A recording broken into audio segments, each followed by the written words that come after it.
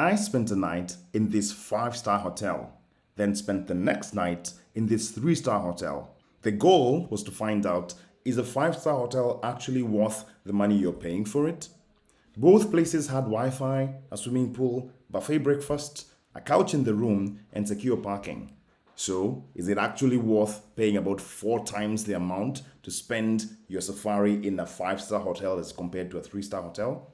This is a 20 shilling coin. It's the equivalent of 20 US cents. Now, throughout this video, I'm going to flip this coin 3 different times. And if the majority of the flips are going to be heads, I'm going to eat a piece of chocolate. But if the majority is going to be tails, I am going to dump a big bucket of cold water on my head. Both of which should be interesting to see. So stick around to the end. Let's see what happens. Ha! Tails. Let's talk about these 2 places. The first was the Masada Hotel. Now, the Masada Hotel is located in Naivasha. It's the 3-star hotel. I paid about 4,000 shillings for a bed and breakfast. The normal rate is about 6,000 shillings. So in US dollars, 6,000 shillings is about roughly around $50. So the second place was the Enashipai Hotel. The Enashipai Hotel is a 5-star hotel located not very far from Masada Hotel. In this place, I did half board. That means I had buffet supper and also then had breakfast in the same location. So I paid 18,000 shillings for to go to this place. Now 18,000 shillings translates to about 150 US dollars. Let's talk about similarities. So both of these places had a swimming pool.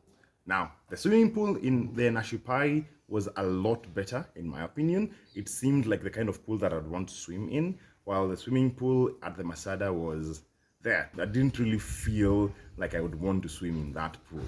The other similarity is that both places had really awesome Wi-Fi. It was really fast. I was able to stream whatever it is that I wanted to stream while there. So both places had really good Wi-Fi that I really can't complain about. The thing I found interesting about the Enashipai is that the Wi-Fi password that they gave you had an expiry time. So ostensibly is that when you're done, like when you're supposed to be checking out, the Wi-Fi will sort of like cut off and you'll no longer have access to it, which I found interesting, but also why? The other similarity is that both places had buffet breakfast. Now, this meant that you could eat everything that you wanted from the selection, and Enashipai had way more options, a lot more healthy options especially. So both places had breakfast. I like the Enashipai's breakfast a lot more. The other similarity is that both places had furnished rooms. What this means is that both places had a couch that you could sit on, a table that you could like work at.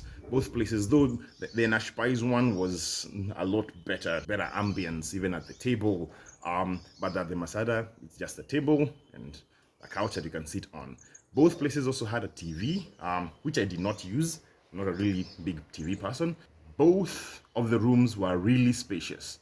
I didn't feel like I was cramped. The space was wide enough for me to be able to do whatever I needed. If I needed to exercise, which I didn't, I could have exercised when I was there. The other thing about Enashipai that I really liked is that when you park, since the parking is a bit away from the rooms, someone would come with a golf cart and actually come and collect your bags and take you to your suite, which I found to be a very good detail. Time for another coin toss.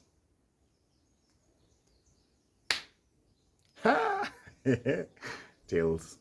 Both of these places had things that were similar with each other, but the thing about it is that the small things are the things that made the difference. It's a small thing, but such a major thing for me was the smell, the scent. Now, the Enashipai had a really mild, really inviting scent. All over the place, in the different rooms where you'd go, even in your hotel room, there was a mild, very inviting scent. And it's not something that you can actually like put in like actual words or like quantify. But when I went to the Masada, it's possible that it's because I went to Enashipai first, then went to the Masada. But the Masada Hotel, they did have scents and they did try to perfume the place, but they overdid it. I think the person who like did my room like put too much spray or whatever scent in that place, and so it was overwhelming to the place where to the point that it was pungent, that I really did not enjoy that smell. It's something you had to get used to. Now, was it that bad that you like completely ruined my trip? Possibly, but not completely. The other thing that I didn't think I would enjoy as much as I did was the bathtub, the hot tub, I don't know what you call them, but the bathtub. Now, at the Enashipai had this beautiful bathtub that you could fill with water and just take a bath. The Masada obviously didn't have that, they just had a shower. The other thing about this place as well, let's talk about bathrooms, is that they gave you options that you could shower, and the bathroom itself had like a shower head that you could like shower with, but also in the outside there was a shower, an outdoor shower that was obviously enclosed but had an open top that you could see the stars. Tails it is, so cold water it is. So with my bucket of water with me, it's time to ask, is a 5-star hotel really worth it when you're coming on safari? My answer to this is maybe, and if you have money, then it would actually be completely worth it, because your experience is going to be a lot better when you're going to be in a 5-star hotel as compared to going to any other star hotel.